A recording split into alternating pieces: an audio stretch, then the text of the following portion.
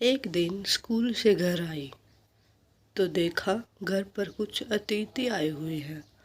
माँ ने कहा कि इन्हें प्रणाम करो, यह हमारे बहुत ही खास मेहमान है। मेरी उम्र 17 साल थी, इसलिए खास मेहमानों का मतलब तुरंत समझ गई। सोचा न जाने माँ को मेरी शादी कितनी क्यों पड़ी है। पता चला वह लोग खुशहाल घराने से हैं और मैं खूबसूरत।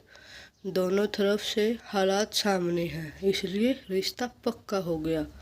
मैट्रिक्स के एग्ज़ाम होते ही मेरी शादी अमित से हो गई। हमको खबर न थी कि वह दिमागी हालत ठीक नहीं है। देखने में तो वह बिल्कुल ठीक लगते थे, बात करने में पता नहीं चलता था कि उनके दिमाग में कुछ खराबी है। मैं दुल्हन बनकर उनके घर गई तो पहली रात उन्होंने इस तरह मेरा स्वागत किया, खुद को खाना खा लिया और मेरा किसी ने ख्याल न किया। यूँ शादी की पहली रात ही मुझे भूखा सोना पड़ा। दूल्हे राजा आए, उनकी अजीब अजीब हरकतों से डरकर एक तरफ बैठ गई। शादी के अगले दिन ही मेरे पति का जन्मदिन भी था। घर पर पार्टी रखी गई। मेरे घर वाले पार्टी में आए तो मैंने रोना शुरू कर दिया। मुझे भी साथ जाना है। मेरी तड़प देखकर माँ का दिल पिघल गया। यूँ उन्होंने मेरी सास की मिन्नत की कि मैं अपने घर वालों के साथ जन्मदिन की पार्टी के फौरन बाद मायके वापस आ गई।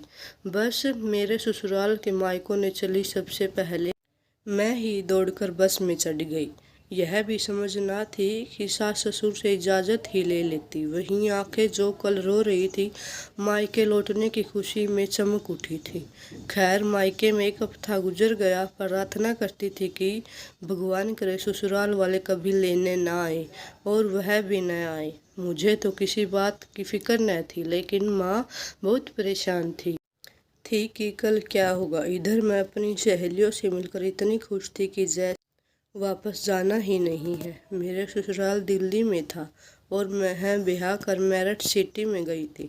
10 दिन गुजर गए थे। दिल्ली जैसे मौसी जी की लड़की आ गई, बोली कुछ होश भी है रूहानी, तुम्हारा दूल्हा कितना उदास है वहाँ और तुम्हें बहुत नाराज़ है। उसी से मुझको समझ बुझाकर राजी किया है कि मैं अमित को फ़ोन करूं। उसने ही फ़ोन भी मिला कर दिया। फ़ोन अमित ने उठाया। उनकी आवाज़ सुनकर मुझको बड़ी शर्म आई। कुछ बात मुँह से न निकली थी। उधर प्रियंका थी कि कहे जा रही थी कि कुछ तो बोलो। बस फिर क्या था, मैंने कौन सा अपनी अकल से काम लेना था। जो वह कहती थी वही मैं फ़ोन पर दोहरा जाती थी। मैंने अपने दूल्हे से कहा, आप लोग लेने नहीं आए, इसकी वजह से मैं नहीं आई। यह प्रियंका के कहने से अगले दिन अमित अपनी बड़ी बहन के साथ मुझे लेने आ गया। उसको देखकर तो मैं छुप गई। माँ ने सजा सवार दोबारा दुल्हन बनाकर उनके साथ रवाना कर दिया। मेरी उम्र कम थी, तभी हरकतें भी बच्चों जैसी थी। मैं अमित की परवाह न करती और अपने आप में मगन रहती।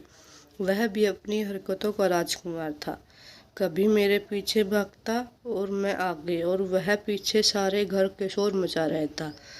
कभी हवाई कलाबाजी लगाता तो मैं हंसते हंसते लोटपट हो जाती। फिर सोचती कि दूल्हे तो ऐसे नहीं होते, यह पागल जब खुश होता है बंदरों की तरह उछल कूद लगाने लगता है। तभी यह सोचकर आंखें से आंसू की झड़ी लह पड़ी। मैं रोने से अमित को खुशी मिलती थी। मैं रोती तो वह रुलाने वाली बात करता। कभी छड़ी उठाकर मारने लगता ताकि वह और रोए।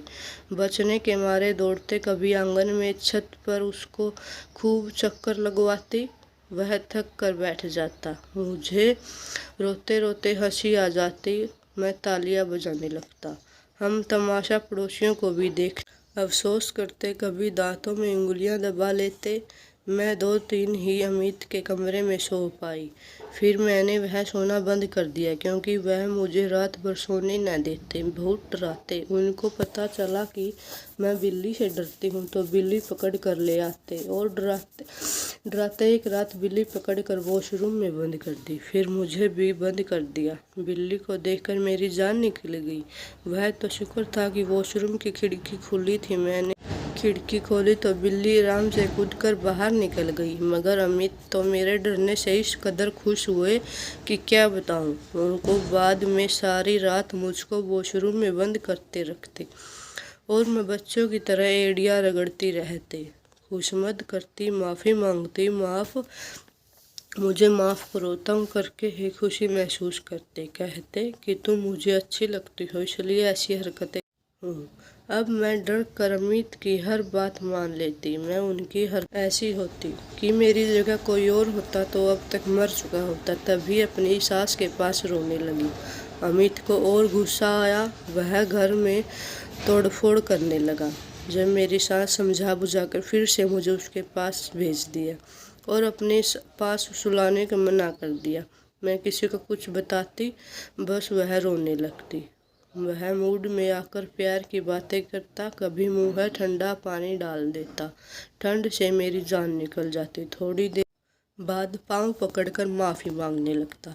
मैं ऐसी पागल थी कि माफ़ कर देती, फिर से उसके साथ बातें करने लगती। मगर जब 6 बज जाते, दिन का उजाला ख़त्म हो जाता, रात होने लगती, डर लगता न जाने यह मेरे साथ क्या व्यवहार करेगा। तब प्रार्थना करती कभी रात न आए, मैं इस जालिम के जुल्म का शिकार बनूं। यह रविवार की शाम थी। उसने मेरा साथ बड़ी बेदर्दी का व्यवहार किया। मेरे बाजू और कमर पर इस तरह दांत गड़ाए कि जिससे खून रिगने लगा और मैं तकलीफ के मारे बिलबिलाने लगी। मगर वहाँ मेरी आवाज़ सुनने वाला कोई न था। किसी तरह कमरे से निकल पाई और भागते सास के कमरे की तरफ गई। तभी ससुर जी की आवाज़ सुनाई दी। वह कह रहे थे कि अमित की माँ बच्ची को अपने साथ ले आओ, शायद वह पागल उसको मार रहा है। रहने दो, मर नहीं जाएगी। आज ले आई तो रोज ही इधर आ जाएगी, आधी हो जाएगी। अब बेटे को संभालना उसका काम है। जब सास की बातें सुनी, दुख से बेकाबू हो गई और मेरी दहाड़े निकल गई। जिनका मैं आसरा ढूंढ रही थी वह ऐसी बातें कह रही थी। अलबत्ता यहाँ मेरा कोई न था। तभी मेरी चीखें सुनकर ससुर जी को रहम आ गई। उस रात तो उन्होंने मेरी सास को मजबूर किया, वह मुझे अपने साथ सुलाई। तब उन्होंने मुझको साथ सुलाया। सुबह अमित ने आकर माफ़ी मांगी। माँ ने कहा जब मेरा सर घूमता है तो मैं सुकून की गोलियाँ खा लेता हूँ। उसके बाद मेरी हालत हो जाती है कि मुझे पता नहीं चलता कि मैं क्या कर रहा हूँ। मैंने जिद की, अंकल मुझे मेरे मायके छोड़ आए, वरना मैं खाना पीना छोड़ दूँगी और इसी हाल में भूखी मर जाऊँगी। आपका बेटा दिमागी मरीज है। आपने यह बात मेरे बाबा से क्यों छुपाई? उन्होंने कहा बेटा उसके मोहल्ले की छोटे बच्चों से शैताना था। उसके माँ बाप ने उसको पकड़ लिया, जेल में बंद करवा दिया था। तब मैं लंदन में था और अमित की उम्र 15 साल की थी। जो उसको थाने ले गए थे उन्होंने पैसे देकर उसको बहुत पिटवाया, जिसके बाद उसकी दिमागी हालत बहुत ख़राब हो गई। मुझको खबर मिली, मैं फ़ौरन लंदन से आ गया।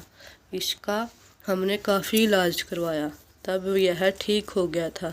अब फिर इसके रवैये में बदलाव आने लगा, कभी सही होता कभी ऐसा हो जाता। डॉक्टर ने कहा शादी कर दो, यह ठीक हो जाएगा। बेटी रूहानी हमारी आपस की दुश्मनी नहीं थी। हमने इस उम्मीद पर शादी की कि शायद ठीक हो जाएगा। तुमको उसको माफ़ कर दो। खुद ही फैसला कर चुका हूँ कि तुमको मायके छोड़ आऊँगा। तुम तैयार हो जाओ। मैंने जल्दी पैक किया। अमित से कहा मैं जल्दी वापस आ जाऊंगी। कसम खाओ कि आ जाओगे। मरती मैं क्या करती, मैंने कसमें भी खा ली। अमित ने अपने बाबा से जिद की कि मैं भी साथ जाऊंगा, उसको वापस लेके आऊंगा। जैसे ही मायके की दहलीज पर कदम रखा, मैंने रोना शुरू कर दिया। घर वाले समझे कि उदासी की वजह से रो रही है। उसी वक्त मेरी सहेली नीलम आ गई, जो हमारे पड़ोस में रहती थी। नीलम ने जब मेरी पीठ पर हाथ रखा तो उनकी उंगलियों में मेरी कमीज में सिसता हुआ खून लग गया। वह परेशान हो गई, बोली यह तुम्हें क्या हुआ है? तुम्हारी कमर पर खून लगा हुआ है। माँ ने उसकी बात सुन ली। उन्होंने कमरे में ले जाकर मेरी कमर देखी, जो दांतों और नाखूनों से फटी हुई थी। मेरा बदन जख्मी देखकर माँ चीखने चिल्लाने लगी। उनको तब पता चला कि इस कदर जख्मी हूँ। सच बता, ये क्या है मामला है? मैंने कहा, माँ, अमित दिमागी मरीज है। कभी प्यार जताता तो मेरा मुंह मिठाइयों से भर देता और कभी सचमुच का ड्रैगुला बन जाता। माँ, मुझको वहाँ रहने से डर लगता है। बताओ कि कब मैं क्या बर्दाश्त। मुझको डर लगने लगता है किसी दिन वह मुझे जान से ना मार दे, उससे पहले कि मैं उस पागल के हाथों कत्ल हो जाऊं। भगवान के लिए मुझे बचा लो।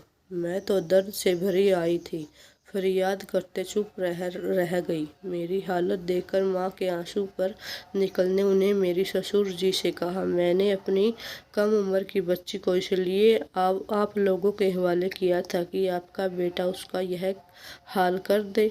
अब मैं उसको आपके साथ कभी न भेजूंगी और आप अकेले ही वापस घर जाएंगे। ससुर जी तो चुप रह गए क्योंकि वह जानते थे कि ठीक कह रही हूँ। अमित अलबत्ता परेशान रह गया। बाप ने कहा, अब चलो अमित, बाद में हम तुम्हारी दुल्हन को ले जाएंगे। अजीब बात है कि जब वह जाने लगा, अच्छा रूहानी बाय बाय, यह सुनकर माँ सर पकड़ लिया। उसने जाने के बाद हमसे सुख भरी सांस ली और फैसला कि बस अब हमने उनसे रिश्ता ख़त्म कर लेना है। 2 महीने मायके में सुकून से रह रही थी। अचानक मेरी तबीयत खराब हो गई। तभी यह मालूम हुआ कि मैं उस पागल के बच्चे की माँ बनने वाली हूँ। यह खबर ऐसी थी कि पैरों तले से ज़मीन निकल गई। जिस बंधन को हम तोड़ रहे थे, जैसे उसे कुदरत ने मजबूत कर रही है। अब तो मेरे पैरों में जंजीर पड़ गई थी। बहरहाल मैं खामोश रह गई, कुदरत के फैसले का इंतजार करने लगे। सही वक्त पर मेरी बच्ची पैदा हो गई। उसके खबर ससुराल वालों को न दी, फिर भी किसी तरह उनको खबर पहुंच गई और वह बच्ची को देखने बहाने आ गए। सास ससुर कस्में खाने लगे। हमने अमित को अस्पताल में दिखवाया और उसका इलाज करवाया है। अब वह बिल्कुल ठीक ठाक है। हमारी बात का यकीन नहीं है तो बेशक वह डॉक्टर से चक्कर पूछ लो। जिसका इलाज करवाया है, अब वह आपकी बेटी को हमारे घर पर किसी किस्म की शिकायत हो तो हम जिम्मेदार हैं। एक बार हमारी बहू और बच्ची को हमको दे दो, हम इनको लेने आए हैं। मेरा तो जी जानता था कि उनकी शक्ल देखूं। मामा जी बीच में बढ़ गई। उन्होंने यह रिश्ता करवाया था। बाबा के मेरे बचपन में ही मृत्यु हो गई थी। हमारे सर पर मामा ही जी थे। उन्होंने जिम्मेदारी उठाई कि अगर रूहानी को कुछ नुकसान होगा तो मेरा गिरेबान पकड़ना। बस इसी तरह माँ को मजबूर किया कि वह लाचार मान गई। यूँ मुझको सास ससुर के साथ एक बार फिर इस तरह लौट कर आना पड़ा, जहाँ दुख दर्द तकलीफ मेरा इंतजार में थे। कुछ दिन भी सुकून से ना गुजरे कि मित पहले जैसा हो गया। शायद वह पैदाइशी ही इस दर्द देना पसंद करता था। हर बार वही बहसम, वही दर्द। अपने आप तो हौसला पैदा भी नहीं कर लेती। अब तो मेरी बच्ची की भी जिंदगी का सवाल था। एक दिन मेरे पति मुझसे कहा, इसको मुझे दे दो, मैं अपनी बच्ची के फ़ोटो लेता हूँ। नन्ही मुन्नी फूल सी बच्ची तेज सर्दी में सारे कपड़े उतार दी। मैं चिल्लाने लगी, यह क्या कर रहे हो, उसको सर्दी लग जाएगी। कहने लगा, इस तरह बच्चों की तस्वीर अच्छी आती है। उफ भगवान, मेरा दिल का सुकून ख़त्म हो गया। ससुर जी को भी पूरा अंदाजा था, तभी वह आधी रात तक हमारे कमरे के बाहर टहलते रहते, जब तक अमित गहरी नींद सो न जाए। मगर मैं तो पक्की नींद सो ही नहीं सकती थी कि जाने कब उठकर यह पागल मेरी बच्ची का गला दबा दे। एक दिन वॉशरूम में नहा रही थी और बच्ची पालने में सो रही थी। ससुर जी का ध्यान तो मेरी बच्ची पर ही रहता था। तब उन्होंने जाने क्या देखा कि कमरे में जाकर बच्ची को पालने से उठाकर बाहर ले आए। जब मैं नहा कर निकली, मैंने देखा कि वह पोते को सीने से लगाए टहल रहे हैं। उन्होंने बच्ची को मेरी गोद में देकर, बेटी, मैंने आज जान लिया है कि तेरा और तेरी बच्ची का यहाँ रहना ठीक नहीं है। बेहतर है कि तुम अपनी बेटी को लेकर मायके चली जाओ। अमित के साथ जिंदगी नहीं गुजर सकती। मैंने समझा था कि वह शादी के बाद ठीक हो जाएगा, लेकिन यह कुदरत को मंजूर नहीं है। इसलिए पहले से कोई नुकसान हो, तुम तैयार हो जाओ, मैं तुमको तुम्हारे बाप के घर छोड़ आता हूँ। तुम हमको माफ़ कर देना। यह कहकर वह रोने लगे। मैं बच्ची को लेकर मायके आ गई और फिर ससुराल न गई। मेरी माँ ने तलाक के बारे में कहा तो ससुर ने तलाक के कागजात भिजवा दिए। अब मैं आज़ाद थी।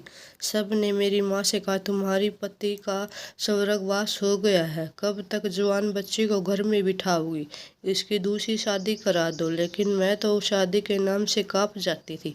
माँ ने मेरी संभाला और मेरी बेटी को भी। मैंने कॉलेज में एडमिशन ले लिया। मामा जी ने मेरी पढ़ाई खर्चे उठाए और किसी तरह की परवाह किए बगैर मैंने ग्रेजुएशन पूरी कर ली। माँ ने कहा कि टीचिंग की लाइन अच्छी है, तुम इसे भी अपना लो।